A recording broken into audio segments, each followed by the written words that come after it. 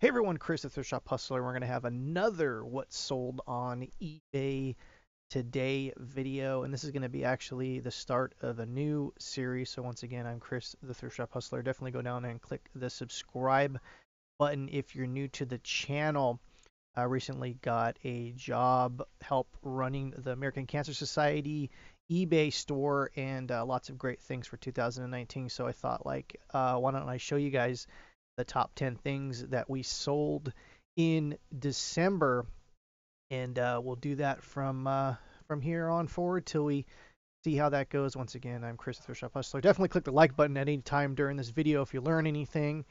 This is a new exciting adventure and a new part and chapter in my life, so I want to take you guys on the journey here with this kind of thing. So all these items are going to be obviously donated from different stores, including the one that we have in Burbank, California, where we're located.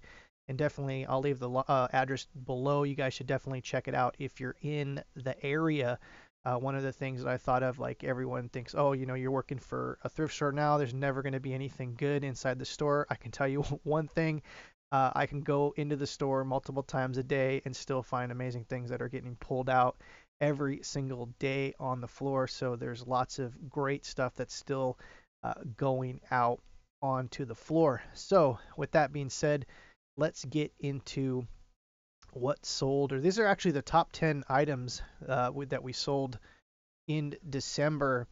First up, we have this vintage mid-century Friggist pantry Denmark stainless flatware. These actually were not silver, and you would think with the price, I had this listed at $7.99. I had it actually higher for the longest time. This was something that was in the inventory that wasn't listed yet, so I decided to list this as I saw that some of these spoons were actually selling for like $30 or $40 each.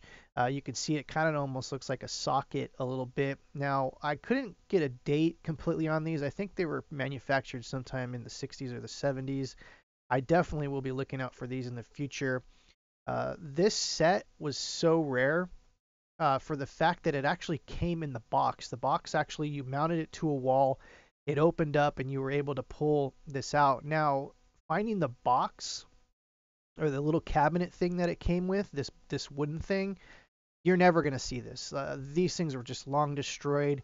The only thing that you're going to find if you're doing any comps, you're just going to find the spoons. Or the flatware. And the flatware is actually, this flatware was actually in amazing condition, and it was a full set, which was even crazier. I think we could have got a lot more than this if we would have waited for a while, but I think I took a best offer for close to $500 for this. It was a pretty nice sale, so definitely look out for this kind of flatware, this brand from Denmark. I think it's called Friggist, and it's an amazing thing. I actually learned a lot about flatware just by this auction alone, so it was actually a really good sale. I think this is one of our biggest sales in December. Next up, we have this 2003 World Reserve Monetary Exchange, 1, 2, 5, and $20 bills. These were sheets. This came in a binder, as you can see here, which was like a collector's binder. This was something I want to say that came out in maybe the early 2000s. Obviously, is 2003, and these were sold. I did take a best offer for above book value or face value, as someone could easily just bought these and then cut them to spend in real currency. So I had that, try to keep that in mind. I'm not exactly sure what the price was that I took a best offer for was, but I made a deal for the person that purchased these. And once again, it went to one seller. Definitely, an upsell was definitely done on this. So basically, what happens is if you have other stuff that's similar and someone makes an offer for one thing, definitely go and just before you make your offer, send them a message and saying, hey, I got this other things. If you're interested, I'll give you a deal. That's what I did on this one. And so we sold both of them. Next up, we have this 800 silver enamel cording powder compact case. This had some gold plate on it. This was actually a very interesting piece here. And as you can see, it had this beautiful enamel work here. And this was actually pretty much, this is all hand painted. Pretty much an amazing work of art here. It's silver 800. So let me show you guys something real quick. If you see this 800 mark right here, which is, you can barely notice it, but it's usually from Italy. When you see 800, it's basically silver. I'm not sure if it has anything to do with the 925 purity, so it's like 80% silver and then 20% another metal, could be nickel or something like that. But definitely look out for any compacts that you see floating around that look like this. This one actually had the little puff to it, which is actually even rare in itself. But this was actually a really, really, really cool piece, and one of the first things, one of the first high-end things that I was able to take photos of with that. So definitely keep an eye out for something like this. I want to say I took a best offer for two something for this one. And we, like I said, this thing we probably could have waited on and got a little higher price, but I had this started at like $500 or $700 when I first got it. And of course, we did the high-low theory on this one where I price extremely high, and then we come down from there. And this one, I think I want to say I even started this one at like $700 and just kept working my way down. Someone gave us a best offer for 200 and something. I took it, and it's a pretty nice piece. Next week, some of you might have saw this on my Instagram thing. We got a huge collection of Star Wars Micro Machines figures in.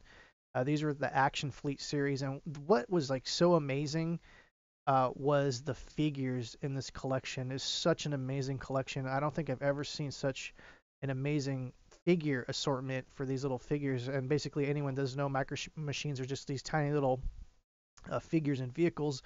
Do some comps on these. Some of the vehicles, there's a few rare ones. I want to say there's probably like three or four different rare ones that go for about between $80 and up loose. So definitely look out for those.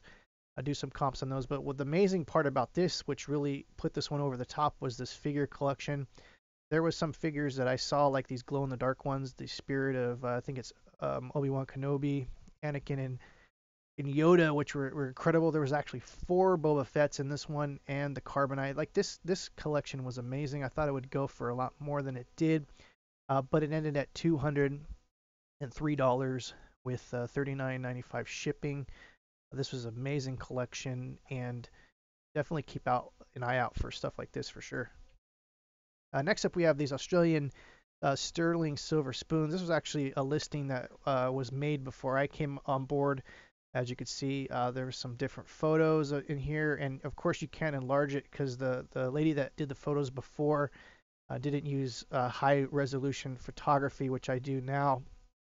And these were actually very cool. These sold for $250. They were silver, and definitely look out for any kind of silver flatware, anything like this. They were actually specially made, very artsy and stuff like this. So this was actually a really cool sale and things like that.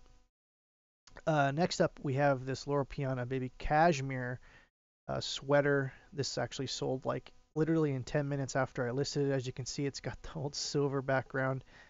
When you see the silver background, that knows that that was the very first stuff. We're doing all white backgrounds now. Anytime you see this Loro Piana, anything Loro Piana, if you find it at a thrift shop or any kind of yard sale, definitely buy it. It is a very high-end brand. The Baby Cashmere series is a very, very high-end brand on top of the Loro Piana brand. And I've seen these sweaters, exact sweaters, listed for like around $400, $500. Brand new, I think these things were like $1,200 or something ridiculous. So definitely look out for that. One pro tip is you're probably going to see Italian sizing. Was a 46, so that's about like a medium to large in US scale. I had to learn a lot about listing clothes. I'm very excited about listing clothes and doing my whole photo setup, as you can see here. I didn't take a photo of the underside of this, but for Loro Piana, this code that's on top isn't the actual style number. There's a code that's on the bottom on the flip side that's the actual style number, and you can pretty much look some of those up. Sometimes if they're newer pieces. And as you see, this sold like extremely quick. So there's that. Next up, we have this Bowflex strength adjustable dumbbells. These were brought into the shop. This thing like weighed like 100 pounds, 117 pounds, I think, total. We did a local pickup in the shop for this, and this sold. A lady came in the weekend and picked these up. I think these retailed for like close to $400 or $500. Let me see here. Yeah, as you can see here, the price on the tag was for 549.99. That was the original price, and this is actually a set of two. It actually came with a stand. They actually donated the stand too, which I sold in another auction. And this was actually a really cool donation here. And not sure quite why someone would want to donate this. Is actually if they're into working out and stuff like this, is actually a really cool dumbbell set. So anything Bowflex sealed, if you can find anything like that, definitely keep an eye out for Bowflex. Artwork, we have a Repose Beverly Urchnell original oil. Now, we get in a ton of art, and most of it goes on the floor, but sometimes we'll post some of the stuff on eBay if something we can find, a reputable artist or anything like that that shows some signs of sales. This listing was an old listing, and it's funny because I went through their listings and I started to basically fix up the titles and the keywords. And as a matter of fact, this artist was her last name was spelled incorrectly, and I went in and changed her name. And literally in a day, this took a best offer for this, and this sold. I don't remember exactly what it was, but it was below 149. So definitely art. You're gonna see a lot more art stuff posted and listing and things like that. And I have a pretty cool art video, and I'll put a link up here. You'll see it talking about how I kind of look at art and things like that. And it's actually a pretty good video to go and check it out. So definitely go and check it out. Next up, we have this LGB work train set. This is actually a larger train, as we can see here. What gauge was this? This is G gauge. For those that don't know, there's different size trains. They go by gauges. So like when you talk about die-cast cars, there's 1/18th scale, which is about a foot long for the car. Their Hot Wheels, I want to say, are 1/64 scale. So when you talk about trains, your most common train is going to be HO scale, which is 1/57th scale. G scale, I'm not exactly sure what the ratio is, but G scale is a very large train. What was cool about this set is this particular transformer is very highly sought after, and alone this thing could have sold for $100. And I don't think this was the transformer that came with the set, as I looked up other sets, and there was like a black transformer, so this was something that may have been replaced, but the transformer in itself. So LGB, it's not going to be a home run every time you find these sets, as they were just mass produced. And I want to say these were from Germany, but I'm not completely sure. Um, Definitely trains are something that I know a little bit about, just enough. And this set sold, took a best offer for below 149 for this thing. Like I said, I could have parted this out. I could have sold the transformer by itself and then the train together, but this was all one package. Next up, we have actually pretty. This is actually a pretty funny lot. This was a Plastic Fidelity Deluxe Regal film holders. These were vintage. I think these were the plastic ones. And what these were is, if I'm not mistaken, they held the actual film, a large format film in these things, and then they slid into the camera. They're the uh, old school cameras that these fit into. And the funny part is, there was a huge box of these donated, and they were gonna where were they gonna be? But anyways, they were gonna be repurposed and resent out. But I snagged these up and I said, well, let's take a look at these real quick. And I looked them up and I was absolutely fascinated by how some of these were actually going for a lot of money just for these plastic ones. We did sell a set of wood ones. I did part them out. But if you ever see these film holders, they're 5x7 film holders. This is definitely a bolo. The plastic ones, for some reason, sell for a lot more money. I've seen the single one of these sell for like $30 or $40 just for one. So definitely bolo and keep an eye out for this for sure.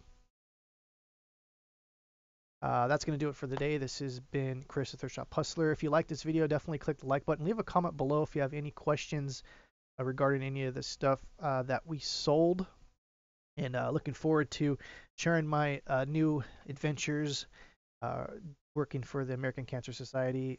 Really great project, really great charity, helping tons and tons and tons of people every year.